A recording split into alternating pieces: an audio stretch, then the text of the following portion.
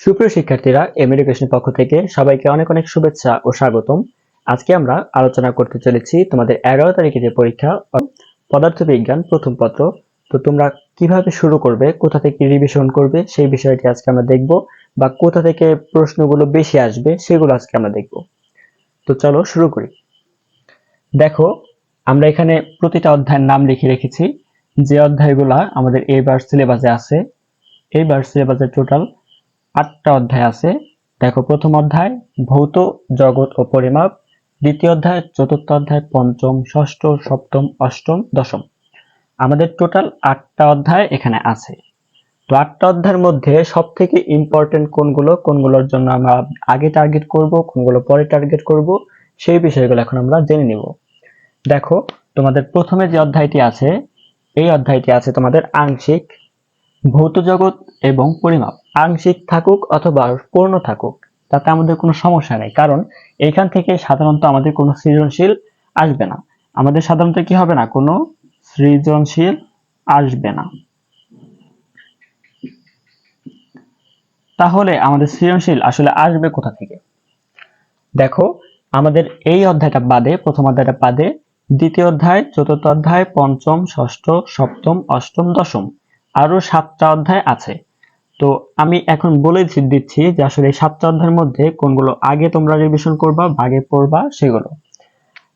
এখন তুমি যদি অনেক ভালো স্টুডেন্ট হয়ে থাকো, তুমি যদি প্রত্যেকটা অধ্যায় টাচ দিয়ে থাকো, তাহলে তোমার জন্য তো কোনো সমস্যাই নাই। কারণ তোমার দেখো, এখানে 7টা অধ্যায় আছে, অর্থাৎ প্রত্যেকটা অধ্যায় থেকে একটি করে আসার সম্ভাবনা আছে। প্রত্যেকটা অধ্যায় থেকে কি একটি করে আসার সম্ভাবনা আছে।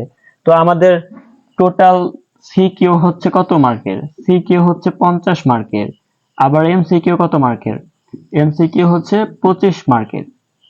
তারপরে প্র্যাকটিক্যাল, প্র্যাকটিক্যাল হচ্ছে আবার 25 মার্কের। তো এইভাবে হচ্ছে আমাদের কি 50 মার্ক। তো তোমরা দেখো, এই যে প্র্যাকটিক্যাল যেটা, এই 25 তো তোমরা কলেজ থেকে পেয়ে যাবা। প্র্যাকটিক্যাল নিয়ে কারো কোনো টেনশনের কিছু নাই। রইল বাকি 75। তো সিকিউ আমাদের হচ্ছে কি 5টা আনসার দিতে হবে, অর্থাৎ আমাদের 8টা প্রশ্ন দিবে, 5টা আনসার কি করতে হবে, আমাদের দিতে হবে।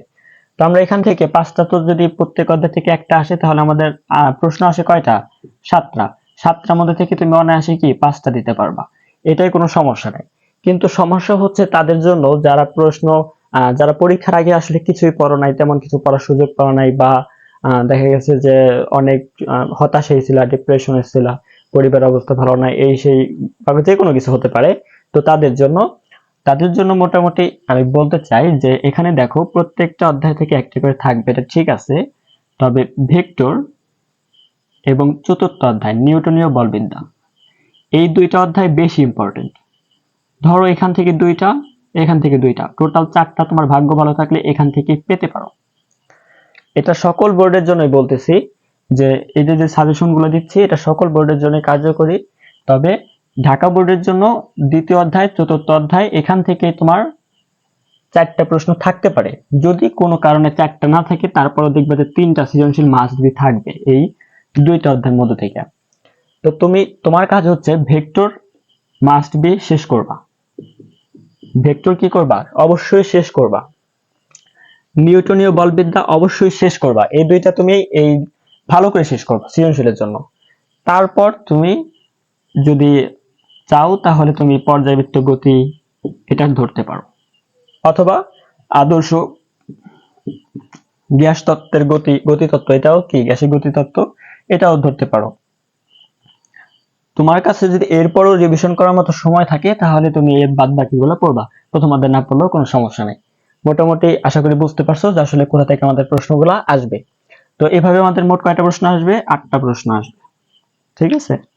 আচ্ছা, তাহলে দেখো যে আমরা এইটা তো বুঝলাম যে আসলে কোথা থেকে কি রকম প্রশ্ন আসবে বা না আসবে এইগুলা।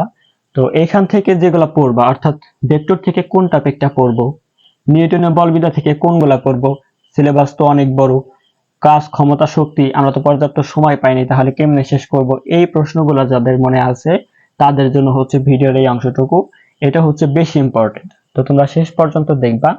দেখো, আমি এখানে কিছু টপিক লিখে রাখছি, যেমন নদী নৌকা, বৃষ্টি ছাতা। অর্থাৎ তোমরা পদার্থবিজ্ঞান প্রথম পত্র বইয়ে দেখবা কিছু ম্যাথ আছে, নদী এবং নৌকা বিষয়ক ম্যাথ, আবার আছে বৃষ্টি এবং ছাতা বিষয়ক ম্যাথ। এইখান থেকে মাস্ট বি তোমার কি কোশ্চেন আসেই, তো তুমি এটা পড়বা। এটা হচ্ছে ভেক্টর অধ্যায় পাবা।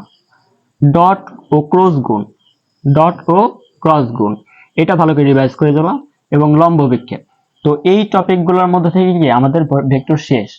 বুঝতে পারছো, এই দুইটা হচ্ছে কি ভেক্টরের টপিক, এটা হচ্ছে ভেক্টরের টপিক। এই টপিক গুলো যদি শেষ করো তাহলে ভেক্টর আর কোনো কিছু প্রয়োজন নাই। এরপরে দেখো ব্যাংকিং কোণ, কৌণিক, সংঘর্ষ ও জড়তার ভ্রামক, এইগুলা কি করবা এরপর শেষ করবা।